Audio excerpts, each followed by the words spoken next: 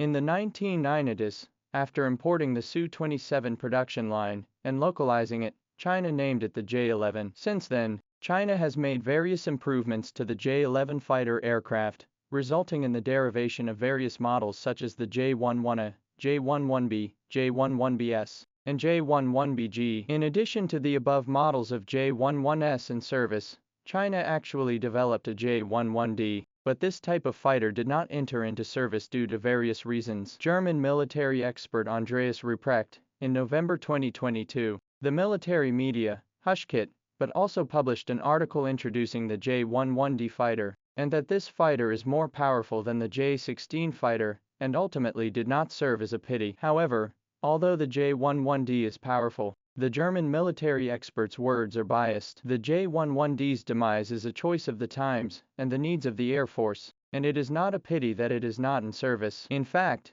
the development era of J-11D is very interesting, which happens to be the stage of China's aviation industry's rapid technological development and output results. Before the J-11D, China had already mass-produced the J-11B. However, the J-11B was a very emergency fighter, which used some relatively outdated technologies in order to be produced and put into service quickly. For example, the radar used by J-11B is still pulse Doppler radar, but China's active phased array radar technology was already in its infancy at that time, and if J-11B fighters were put into service a few years later, they would have been able to use the advanced active phased array radar. In terms of materials, the J-11B is highly similar to the J-11 in terms of fuselage materials, which are all relatively primitive aerospace industry materials. But at the same time, China's new composite material technology is also in the rapid development stage. These new composite materials can greatly reduce the weight of the fuselage,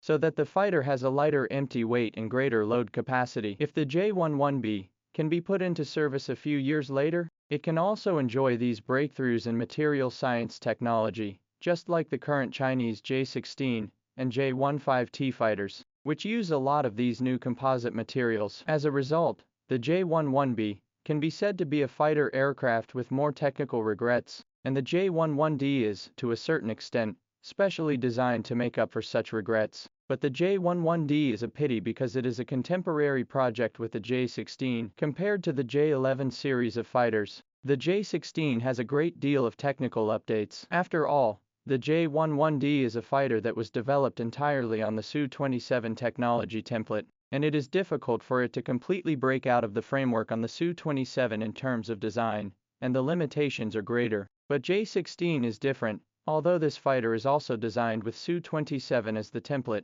But when using Su-27 as the template, J-16 is more borrowing the design idea of Su-27, not completely based on Su-27 for design. At the end of the day, the J-11D has a very obvious disadvantage compared to the J-16, which is that it is far less versatile than the J-16. The J-16 is a multi-purpose heavy fighter aircraft that has been in service in China for a long time now. In addition to aerial combat, it can also mount anti-ship missiles for anti-ship operations, as well as aerial bombs for ground strikes. Although the J-11D is also designed to have strong multi-purpose capability, the J-11D is obviously inferior to the J-16 in terms of multi-purpose capability because the Su-27 itself is an air superiority aircraft. Its fuselage structure and the design of the time did not take into account the situation of large mount. The wing is difficult to withstand a large mount. Although the J-11D has made up for some technical defect of the Su-27,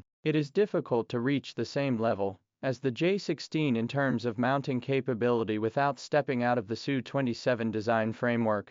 If the J-11D is also designed as a multi-purpose fighter, it will be very much like a weakened version of the J-16 in terms of performance. This makes Shenfei design the J-11D in a differentiated way, designing the J-16 as a multi-purpose fighter, and the J-11D as a pure air superiority aircraft. However, the problem is that if the J-11D is only a pure air superiority aircraft, then it will be compared with the J-20. Under the comparison, J-11D, as a fourth-generation aircraft, naturally cannot be compared with J-20, which is a fifth-generation aircraft. It is important to know that in the modern air battlefield, air superiority aircraft are very focused on one ability, that is, the over-the-horizon strike ability. With the development of radar technology, the airborne radar on the warplane, as well as the airborne early warning aircraft, has been able to detect enemy aircraft at a distance of hundreds of kilometers. At the same time, with the long-range air-to-air missiles with a range of more than 150 kilometers, or even up to 200 kilometers,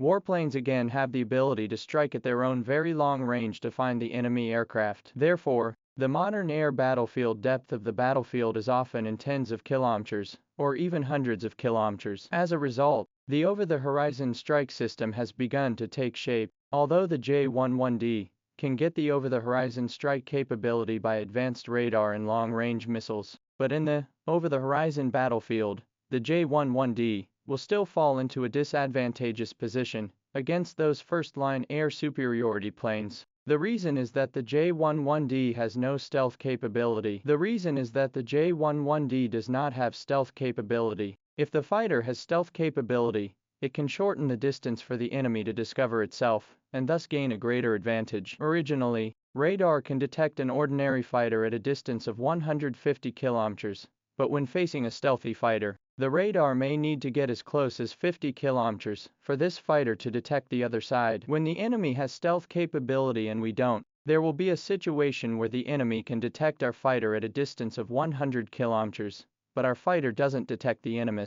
The enemy will be able to detect our fighter at a distance of 150 kilometers, but our fighter won't be able to detect our fighter. At this time, the enemy will be able to conduct over-the-horizon strikes on our fighters, and our fighters can only be passively beaten. If China doesn't have J-20, then J-11D as a pure air superiority aircraft is indeed a good fighter. But the problem is that China has stealth drones like the J-20, so it would be a complete waste of resources for China to develop another air superiority aircraft without stealth capability. So you can see that the J-11D fighter is completely squeezed out of the ecosystem by other fighters. In terms of air combat capability, it is inferior to the J-20 fighter, and in terms of multi-purpose capability, it is inferior to the J-16 fighter. Under the ever-changing needs of the Air Force, the J-11D can only be dismantled.